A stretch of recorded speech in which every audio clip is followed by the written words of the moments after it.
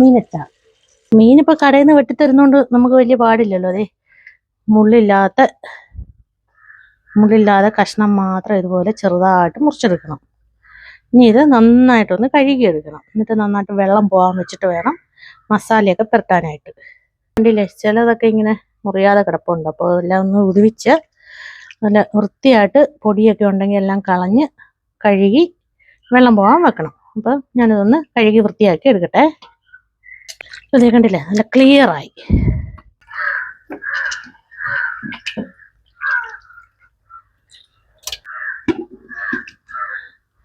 അതേ നല്ല വൃത്തിയായിട്ട് കഴുകി എടുത്തിട്ടുണ്ട്. ഇനി ഇത് വെള്ളമെല്ലാം പോയതിന് ശേഷം മസാല പുരട്ടണം. അപ്പോൾ എങ്ങനെ മസാല പുരട്ടുന്നത് കാണിച്ചു തരാം. വാ.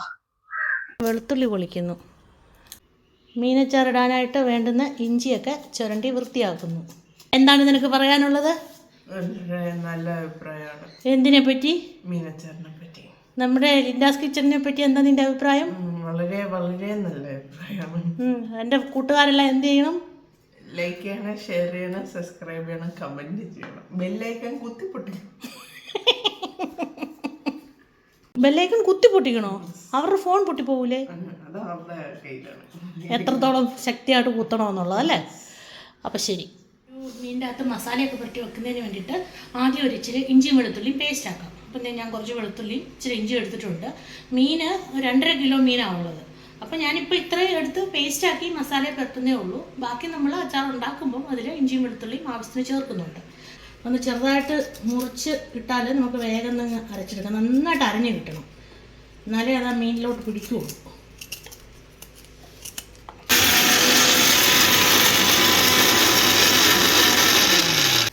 വേദണ്ടില്ലേ, ഇപ്പം ഒന്ന് ചവഞ്ഞ പോലെ ആയി. ഇനി ഒരു സ്വല്പം വെള്ളം, ഒരു ടീസ്പൂണോളം വെള്ളം ചേർത്ത് ഇനി ഒന്നുകൂടെ ഒന്ന് അരച്ചെടുക്കാം.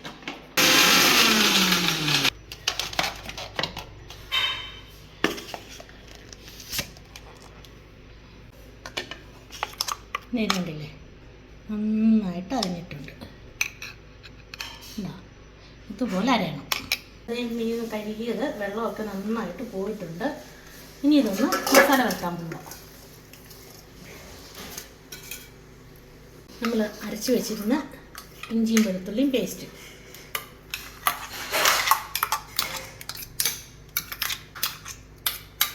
ഇനി കുറച്ച് കറിവേപ്പില ഇത് അരയ്ക്കുമ്പോൾ ഇതിൻ്റെ കൂടെ ചേർത്ത് അരച്ചാലും മതി, അല്ലെങ്കിൽ ഇച്ചിരി എടുത്ത് പൊടിപൊടിയായിട്ട് അരച്ച് ചേർത്താലും മതി. അരച്ച് ചേർക്കുന്നതാണ് ഏറ്റവും നല്ലത്.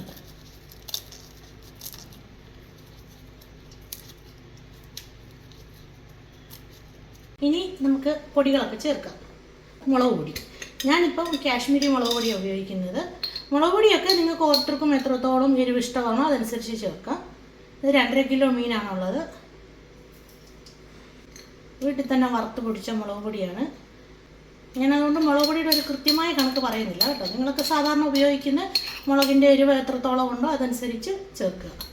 കാരണം നമ്മളിതിപ്പോൾ മസാലയ്ക്ക് മാത്രം ചേർക്കുന്ന, ഇനിയും ഇഞ്ചിയും വെളുത്തുള്ളിയൊക്കെ ഇട്ട് വഴറ്റിയെടുക്കുമ്പോൾ അതിലും കുറച്ച് മുളക് പൊടി ചേർക്കുന്നുണ്ട്. കുരുമുളക് പൊടി,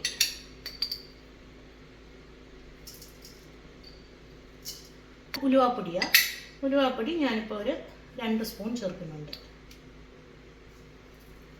മഞ്ഞൾപ്പൊടി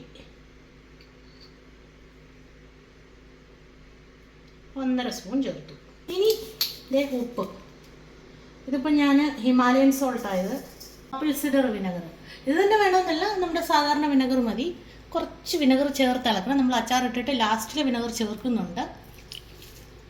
ഇതെല്ലാം കൂടെ നന്നായിട്ട് ഇളക്കി യോജിപ്പിച്ച് കുറഞ്ഞതൊരു 2 മണിക്കൂറേലും വെക്കുക.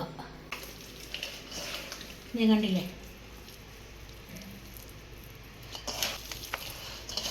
അതെ നന്നായിട്ട് മസാലയൊക്കെ തേച്ച് പിടിപ്പിച്ച് ഇങ്ങനെ വെച്ചിട്ടുണ്ട്. അപ്പം ഇനി നമുക്ക് ഇത് അച്ചാറിടാം. ഇപ്പം ഇത് ഏകദേശം 2 മണിക്കൂറിന് മേലെ ആയിട്ടുണ്ട്. ഇടല്ലേ, വെള്ളമൊന്നും ഒട്ടുമില്ല. അപ്പം ഇതേ അതിനായിട്ട് ഒരു പാത്രം വെച്ച് നമുക്ക് ആദ്യം മീന് ഫ്രൈ ചെയ്തെടുക്കണം. ഫ്രൈ ചെയ്തെടുക്കാന്ന് പറഞ്ഞു കഴിഞ്ഞാൽ ആ മീനിൻ്റെ വെള്ളമയം എല്ലാം നന്നായിട്ട് പോകണം. നല്ല കട്ടിക്ക് വേണം നമ്മളത് വറുത്തെടുക്കാനായിട്ട്. ഓക്കെ, അപ്പം അച്ചാറിടാൻ എപ്പോഴും നല്ലെണ്ണയാണ് നല്ലത്. നമ്മൾ മറ്റുള്ള അച്ചാറുകൾ ഉണ്ടാക്കുന്ന പോലെ തന്നെ മീനാന്ന് വെച്ചിട്ട് വെളിച്ചെണ്ണയോ വേറെ എണ്ണയൊന്നും എടുക്കരുത്. നല്ലെണ്ണ തന്നെ എടുക്കണം. അപ്പോൾ അതേ ഈ എണ്ണയ്ക്കകത്താണ് ഇനി മീൻ വറുത്തിട്ട് മുഴുവൻ അച്ചാറിൻ്റെ എല്ലാ കാര്യങ്ങളും ചെയ്യുന്നത്. അതുകൊണ്ട് ഞാൻ ഇച്ചിരി ഏറെ എണ്ണ ഒഴിക്കുകയാണ്. എണ്ണ നന്നായിട്ട് ചൂടായിട്ടുണ്ട്. ഇങ്ങനെ കൈ വെച്ച് നോക്കുമ്പോൾ ചെറിയ ചൂടടിക്കും. ഇനി നമുക്കിത് കൈകൊണ്ട് തന്നെ ഇങ്ങനെ ഓരോന്നോരോ പതുക്കിയിടണം.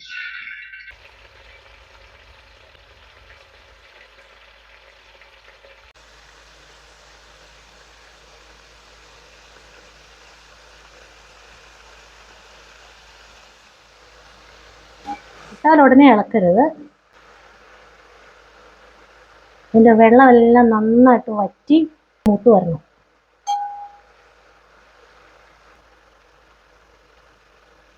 മൂത്ത് വരുന്ന സമയം കൊണ്ട് നമുക്ക് വേണ്ടുന്ന വെളുത്തുള്ളി, ഇഞ്ചി, കറിവേപ്പില ഇതൊക്കെ ഒന്ന് കട്ട് ചെയ്തെടുക്കാം.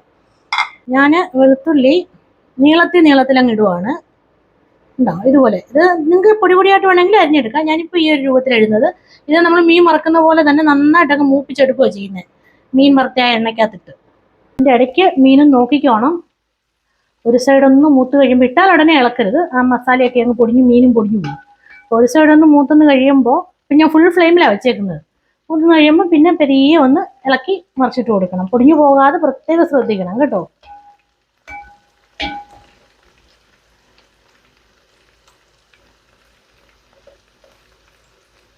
കണ്ടോ മൂത്ത് എണ്ണയുടെ ഉള്ളിലോട്ട് പോയി. നേരത്തെ നിറഞ്ഞു കിടന്നതല്ലേ.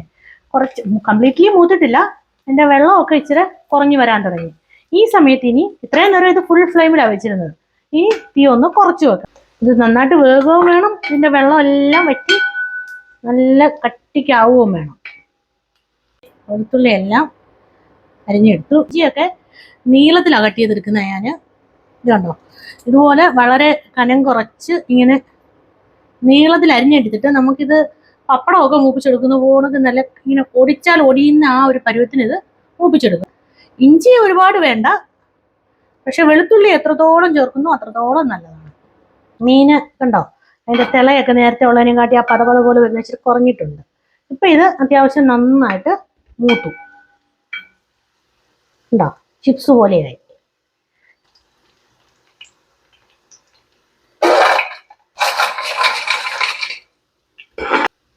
ഈ പൊടി ഇരി കിടക്കുന്നത് അതും കൂടെ മാക്സിമം ഇങ്ങനെ എടുത്ത് മാറ്റിയിട്ട് വേണം അടുത്ത ട്രിപ്പ് വറക്കാനായിട്ട് ഇടാൻ.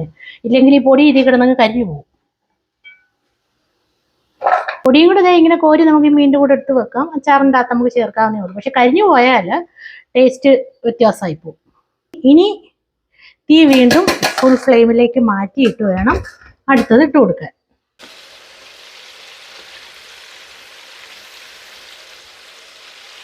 നമ്മൾ ആദ്യം വറുത്ത് കോരി വെച്ചിരുന്നത് ഇത് കണ്ടോ ഇച്ചിരി തണുത്തിട്ടുണ്ട്. നന്നായിട്ട് വെന്തിട്ടുണ്ട്. ഇതുപോലെ നീളത്തിൽ കനം കുറച്ച് വേണം അരിച്ചെടുക്കാനായിട്ട്. അപ്പോൾ അതേ ഇഞ്ചി അരിഞ്ഞ് കഴിഞ്ഞിട്ടുണ്ട്. ഉള്ളിയുടെ നേരെ പകുതി ഇഞ്ചി എടുത്തിട്ടുണ്ട്. ഇനി ഇതേ കുറച്ച് കറിവേപ്പിലയുണ്ട്. ഇതും കൂടെ ഒന്ന് ഇങ്ങനെ നമുക്ക് ഇല മാത്രമായിട്ട് എടുത്തു വെക്കാം. ഇത് കഴുകി വെച്ചേക്കുന്നതാണ്. ഇനി ഇതിലേക്ക് ഞാൻ കുറച്ച് മസാലയൊക്കെ എടുത്തോടെ വെച്ചിട്ടുണ്ട്. അത് ചേർക്കുമ്പോൾ പറഞ്ഞുതരാം. ഇനി ഇതിലേക്ക് വേണ്ടുന്ന വേറൊരു സാധനമുണ്ട്. അതൊന്ന് റെഡിയാക്കാം. നമുക്ക് കുറച്ച് കടുക് നമുക്കൊന്ന് വറുത്ത് പൊടിച്ചെടുക്കണം. കടുക് എണ്ണയൊന്നും ഇല്ലാതെ വേണം വറുത്തെടുക്കാനായിട്ട്. ഞാനിപ്പോൾ ഏതാണ്ടൊരു 1 ടേബിൾ സ്പൂണോളം എടുത്തിട്ടുണ്ട്. ഇതുണ്ടോ ചൂടായി കഴിയുമ്പോൾ ഇതിങ്ങനെ പൊട്ടി തെറിക്കാൻ തുടങ്ങും. അപ്പോൾ എന്ത് ചെയ്യും? തെറിച്ച് കഴിഞ്ഞാൽ പിന്നെ പാത്രത്തിലൊന്നും കാണത്തില്ലല്ലോ. ഇങ്ങനെ അങ്ങോട്ട് അടച്ചു വെക്കും. ഒരുവിധം എല്ലാം പൊട്ടി തീർന്ന് ഇപ്പോൾ സൗണ്ട് കേൾക്കുന്നുണ്ടല്ലോ പൊട്ടുന്നത്. ഇനിയിപ്പോൾ സൗണ്ട് അങ്ങ് കുറയാൻ തുടങ്ങും. അന്നേരം തീ ഓഫ് ചെയ്തിട്ട് പെരിയെ തുറക്കുക. തണുത്തതിന് ശേഷം വെള്ളമയം ഇല്ലാത്ത ഇച്ചിരി ചെറിയ ജാറിലിട്ട് നന്നായിട്ട് പൊടിച്ചെടുക്കണം.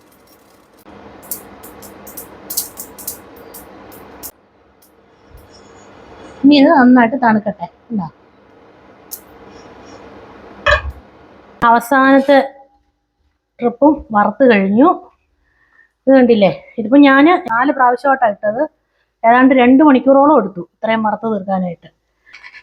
സൗണ്ട് നല്ല കിളിന്ന് കേൾക്കുന്നത്. ഇതുപോലെ വറുത്തെടുക്കണം. ഇല്ലെങ്കിൽ പെട്ടെന്ന് അഴുക്കായി പോകും.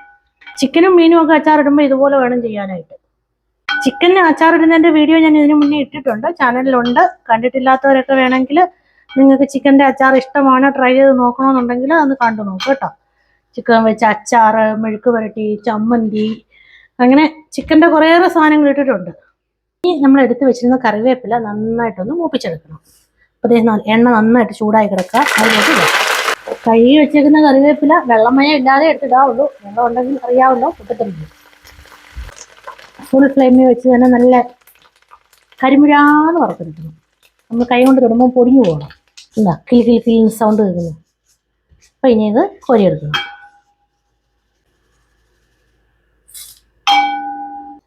ഇതേ കറിവേപ്പില എല്ലാം വറുത്ത് കോരി ഇനി ഇത് തണുക്കാനായിട്ട് മാറ്റി വെക്കാം. ഇനി അടുത്തത് ഇതേ സെയിം എണ്ണയിൽ തന്നെ എടുത്തു വെച്ചിരുന്ന് ഇഞ്ചി വറുത്ത് കോരി എടുക്കണം. അതേ കടുക് നന്നായിട്ട് തണുത്തിട്ടുണ്ട്. ഇനി ഇതൊന്ന് പൊടിച്ചെടുക്കാം. അതെ നന്നായിട്ട് പൊടിഞ്ഞിട്ടുണ്ട്. ഇതുണ്ടല്ലോ നല്ലൊരു മണമാണ്. അപ്പം മണം പോവാതെ ഇതിങ്ങനെ അടച്ചു വെച്ചേക്കുക. നമുക്ക് ചേർക്കേണ്ടപ്പോൾ എടുക്കാം. ഇതുണ്ടോ, ഇതുപോലെ നമ്മൾ കയ്യിലെടുത്ത് പൊടിക്കുമ്പോൾ ഇതുപോലെ പൊടിഞ്ഞു വരണം. ഇതുപോലെ വേണം വറുത്തെടുക്കാനായിട്ട്. ഇഞ്ചി മുഴുവനും വറുത്ത് കോരിയിട്ടുണ്ട്. ഇത് കണ്ടില്ലേ, കണ്ടോ, ഇതുപോലെ ഒടിഞ്ഞു വരണം. വെളുത്തുള്ളി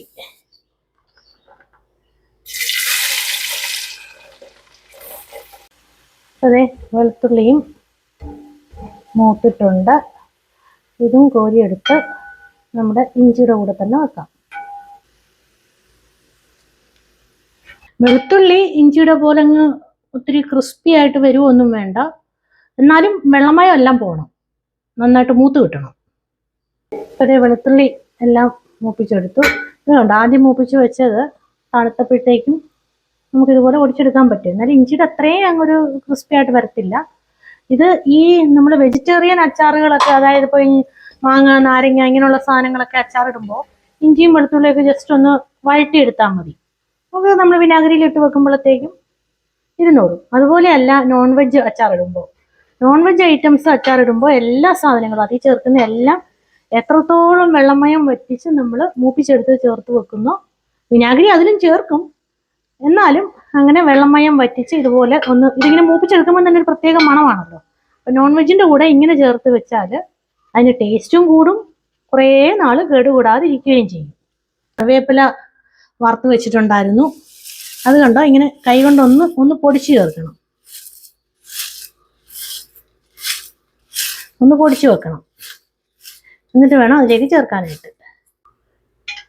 ഈ എണ്ണ ഇപ്പം മീനിൻ്റെ ആ മസാലയൊക്കെ പിടിച്ച് പിന്നെ ഇഞ്ചിയുടെയും വെളുത്തുള്ളിയുടെ ഒക്കെ ടേസ്റ്റ് പിടിച്ചല്ലേ. അപ്പം മാക്സിമം കരിഞ്ഞു പോകാത്ത ആ എണ്ണ, പൊടിയില്ലാതെ ആ എണ്ണ തന്നെ നമുക്ക് എടുക്കാം. ഇനി ഈ എണ്ണയുടെ കൂടെ കുറച്ചുകൂടെ എണ്ണ ചേർക്കുന്നുണ്ട്. നല്ലെണ്ണ തന്നെയാണ് എടുക്കുന്നത്. ചൂടായിട്ടുണ്ട്. ഇനി തീ ഓഫ് ചെയ്യണം. തീ ഓഫ് ചെയ്തിട്ട് വേണം മസാല ഇടാൻ, ഇല്ലെങ്കിൽ എല്ലാം കരിഞ്ഞു പോകും പെട്ടെന്ന്. മുളക് പൊടി, ഇഞ്ചി വെളുത്തുള്ളിയൊക്കെ നമ്മൾ ഉപ്പ് ഒന്നും ചേർക്കാതെയാണ് വെച്ചേക്കുന്നത്. പിന്നെ മീനിൻ്റെ അകത്തും കുറച്ചേ ചേർത്തുള്ളൂ. അപ്പോൾ അത് കണക്കാക്കി കുറച്ച് മുളക് പൊടി ചേർക്കുക, കുരുമുളക് പൊടി, മഞ്ഞൾപ്പൊടി. തീ ഓഫ് ചെയ്ത് തന്നെ വെച്ചേക്കുന്നത്. എണ്ണയ്ക്ക് ചെറിയ ചൂടുണ്ട്. അപ്പോൾ ഇതിലിട്ടൊന്ന് മൂപ്പിച്ചെടുക്കണം. അല്ലെങ്കിൽ അങ്ങ് ഒത്തിരി തീയിൽ വെച്ച് ചെയ്താൽ കരിഞ്ഞു പോയാൽ ടേസ്റ്റ് വ്യത്യാസമായി പോകും.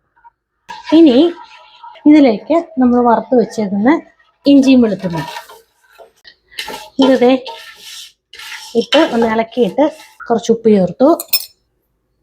എല്ലാം ഒന്ന് ഇളക്കി. ഒരു കാര്യം ശ്രദ്ധിക്കേണ്ടത്, ഇതൊക്കെ മൂപ്പിച്ച് വെച്ചിട്ട് ഇനി ഇത് സെറ്റ് ചെയ്യുമ്പോൾ ഇതിൽ വെള്ളത്തിൻ്റെ അംശം ഒട്ടും ഉണ്ടാവരുത്. കയ്യേലോ തവിയേലോ ഒന്നും വെള്ളം വരരുത്. അങ്ങനെയൊക്കെ വന്നു കഴിഞ്ഞാൽ വേഗം കേടായിപ്പോകും.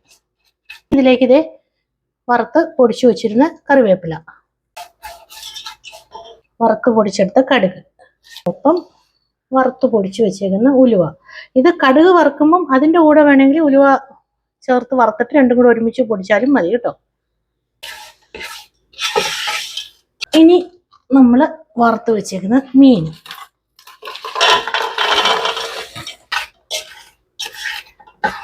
ഇനി കുറച്ച് കായപ്പൊടി ചേർക്കണം.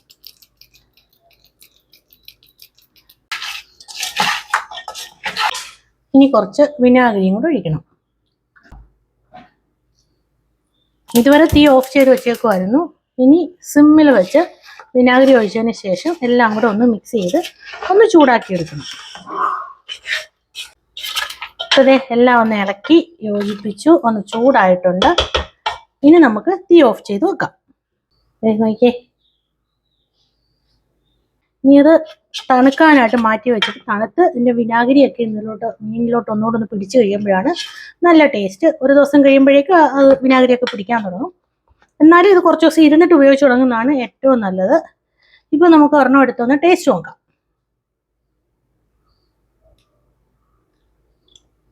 ഉണ്ടാക്കിയ ഞാൻ തന്നെ കഴിച്ചിട്ട് ടേസ്റ്റ് പറഞ്ഞിട്ട് കാര്യമില്ലല്ലോ, സംഭവം സൂപ്പറാണ്.